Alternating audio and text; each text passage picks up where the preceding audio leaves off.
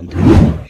So ಇದರಲ್ಲಿ ಏನಪ್ಪ ಅಂತಂದರೆ ಒಂದನೇ ಪ್ರಶ್ನೆ ಏನು ಹೇಳಿದ್ದಾರೆ, ಜೀವಿಗಳು ಡ್ಯಾಶ್ ಎಂಬ ಸೂಕ್ಷ್ಮ ಘಟಕಗಳಿಂದ ಮಾಡಲ್ಪಟ್ಟಿದೆ ಅಂತಿದೆ. ಇಲ್ಲಿ ಜೀವಿಗಳು ಇದರಲ್ಲಿಂದ ಏನಪ್ಪ ಅಂತಂದರೆ ಜೀವಕೋಶಗಳಿಂದ ಮಾಡಲ್ಪಟ್ಟಿರ್ತವೆ.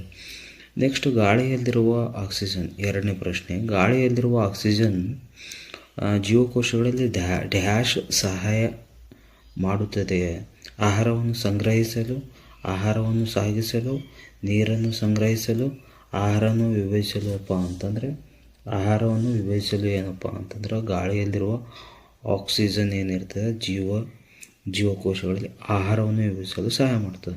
ನೆಕ್ಸ್ಟ್ ಮೂರನೇ ಪ್ರಶ್ನೆ, ವಾಯುವಿಕ ಉಸಿರಾಟದಲ್ಲಿ ಬಿಡುಗಡೆಯಾಗುವ ಉತ್ಪನ್ನ ಯಾವುದು ಅಂತಂದ್ರೆ ಇಲ್ಲೇನಪ್ಪ ಅಂತಂದ್ರೆ ವಾಯುವಿಕ ಉಸಿರಾಟದಲ್ಲಿ ಕಾರ್ಬನ್ ಡೈಆಕ್ಸೈಡ್ ಮತ್ತು ನೀರೇನಪ್ಪ ಅಂತಂದ್ರೆ ಉತ್ಪತ್ತಿ ಆಗ್ತದೆ ಅಂತ ಹೇಳ್ಬೋದು ನಾವು.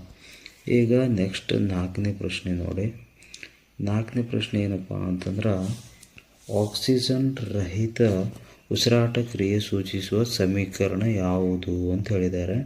ಇಲ್ಲಿ ಗ್ಲೂಕೋಸ್ ಬಳಕೆ ಆಕ್ಸಿಜನ್ ರಹಿತ ಅಂದಿದ್ದಾರೆ, ಸಹಿತ ಅಲ್ಲ ರಹಿತ ಅಂದ್ರೆ ಇಲ್ಲಿ ಆಕ್ಸಿಜನ್ ಬಳಕೆ ಇಲ್ಲದೆ ಆಲ್ಕೋಹಾಲು, ಕಾರ್ಬನ್ ಡೈಆಕ್ಸೈಡ್ ಮತ್ತು ಶಕ್ತಿ ಏನಪ್ಪ ಅಂದರೆ ಬಿಡುಗಡೆ ಆಗ್ತದೆ. ಆಪ್ಷನ್ ಡಿ ಸರಿಯಾದ ಉತ್ತರ ಆಗ್ತದೆ. ನೆಕ್ಸ್ಟ್ ಇಲ್ಲೊಂದು ಚಿತ್ರ ಕೊಟ್ಟಿದ್ದಾರೆ ನೋಡಿ.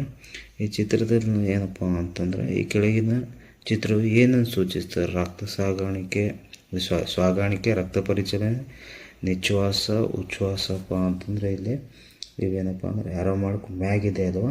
ಸೊ ಹಾಗಾಗಿ ಏನಪ್ಪ ಅಂತಂದ್ರೆ ಇಲ್ಲಿ ನೀವು ಉಚ್ಛ್ವಾಸ ಅಂತ ನೀವು ನೆನಪಿಟ್ಕೋಬೇಕು. ಸೊ ನೆಕ್ಸ್ಟ್ ಏನಪ್ಪ ಅಂತಂದ್ರೆ ಇವು ಇನ್ನೊಂದು ಚಿತ್ರ ಕೊಟ್ಟಿದ್ದಾರೆ. ಇಲ್ಲಿ ಏನಪ್ಪ ಅಂದರೆ ನೀಚೆ ಅಂದರೆ ಕೆಳಗಡೆ ಇವಾಗ ಅದಕ್ಕೆ ಹಾಗಾಗಿ ಏನಪ್ಪ ಅಂತಂದರೆ ಇದಕ್ಕೆ ನೀವು ನಿಶ್ವಾಸ ಅಂತ ನೀವು ನೆನಪಿಟ್ಕೋಬೇಕು. ನೆಕ್ಸ್ಟ್ ಇನ್ನೊಂದು ಏಳನೇ ಚಿತ್ರ ಕೊಟ್ಟಿದ್ದಾರೆ. ಏಳನೇ ಪ್ರಶ್ನೆ ಏನಪ್ಪ ಅಂದರೆ ಇದ್ರೊಳಗೆ ಶ್ವಾಸಾಂಗ ಯಾವುದಪ್ಪ ಅಂದ್ರೆ ಸಿ ಆಗುತ್ತೆ ಅಂತ ನೀವು ನೆನಪಿಟ್ಕೋಬೇಕು. ನೆಕ್ಸ್ಟ್ ಎಂಟನೇ ಪ್ರಶ್ನೆ ನೋಡಿ. ಎಂಟನೇ ಪ್ರಶ್ನೆ, ಮೀನುಗಳಲ್ಲಿ ಶ್ವಾಸಕ್ರಿಯೆಯ ಅಂಗ ಯಾವುದಪ್ಪ ಅಂತಂದ್ರೆ ನಾವು ಕಿವಿರುಗಳು ಅಂತ ಹೇಳ್ತೇವೆ. ಒಂಬತ್ತನೇ ಪ್ರಶ್ನೆ, ಕೆಳಗಿನವುಗಳಲ್ಲಿ ಸರಿಯಾದ ಹೇಳಿಕೆ ಯಾವುದು ಅಂತ ಹೇಳ್ತಾ ಇದ್ದಾರೆ. ಉಚ್ಛ್ವಾಸದಲ್ಲಿ ನಮ್ಮ ಶ್ವಾಸಕೋಶಗಳು ಹಿಗ್ಗುತ್ತವೆ ಮತ್ತು ನಿಶ್ವಾಸದಲ್ಲಿ ಗಾಳಿಯ ಹೊರಹೋದಂತೆ ಮೂಲ ಸ್ಥಿತಿಗೆ ಹಿಂದಿರುಗುತ್ತದೆ.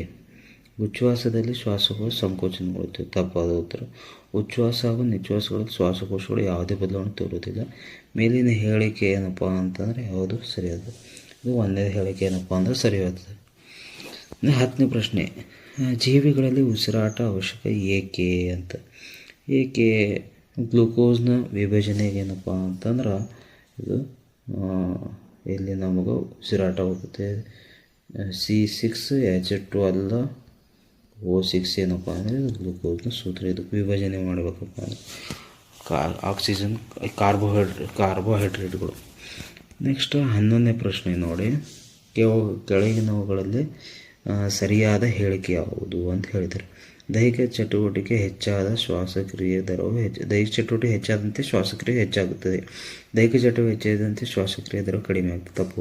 ದೈಹಿಕ ಚಟುವಟಿಕೆ ಶ್ವಾಸಕ್ರಿಯೆ ಮೇಲೆ ಯಾವುದೇ ಪರಿಣಾಮ ಬೀರುವುದಿಲ್ಲ. ತಪ್ಪು. ಸರಿಯಾದ ಉತ್ತರ ಇದು ಯಾವುದೇ ಸರಿ ಇಲ್ಲ ಅಂತ ಹೇಳಿದ್ದಾರೆ. ಇಲ್ಲಿ ಸರಿಯಾದ ಉತ್ತರ ಆಗುತ್ತೆ. ದೈಹಿಕ ಚಟುವಟಿಕೆ ಹೆಚ್ಚಾದಂತೆ ಶ್ವಾಸಕ್ರಿಯೆ ಹೆಚ್ಚಾಗ್ತದೆ. ಯಾವುದೇ ಆ್ಯಕ್ಟಿವಿಟೀಸ್ ಮಾಡಿದೆವು, ರನ್ನಿಂಗ್ ಮಾಡಿದೆವು ಅಂತಂದ್ರೆ ನಮಗೆ ಉಸಿರಾಟ ಹೆಚ್ಚಿಗೆ ಮಾಡ್ತೇವೆ. ಮತ್ತು ದೈಹಿಕ ಚಟುವಟಿಕೆ ಹೇಳಿದೆ. ಎರೆಹುಳುವಿನಲ್ಲಿ ಅನಿಲಗಳ ವಿನಿಮಯ ಯಾವುದರ ಮೂಲಕ ನಡೀತದಪ್ಪ ಅಂತಂದ್ರೆ ಚರ್ಮದ ಮೂಲಕ ನಡೀತದೆ. 13ನೇ ಪ್ರಶ್ನೆ, ಸಸ್ಯಗಳಲ್ಲಿ ಅನಿಲಗಳ ವಿನಿಮಯ ನಡೆಯುವ ಭಾಗ ಯಾವುದಪ್ಪ ಅಂತಂದ್ರೆ ಇದು ಸ್ಟೋಮಾಟಾ ಅಥವಾ ಪತ್ರರಂಧ್ರಗಳ ಮೂಲಕ ನಡೀತದೆ. 14 ಪ್ರಶ್ನೆ, ಜಿರಳೆಗಳಲ್ಲಿ ಉಸಿರಾಟ ಅಂಗ ಯಾವುದಪ್ಪ ಅಂತ ಸ್ಪೈರಕಲ್ಸ್ ಅಂತ ಹೇಳ್ತೇವೆ ನಾವು ಜಿರಳೆಗಳದು.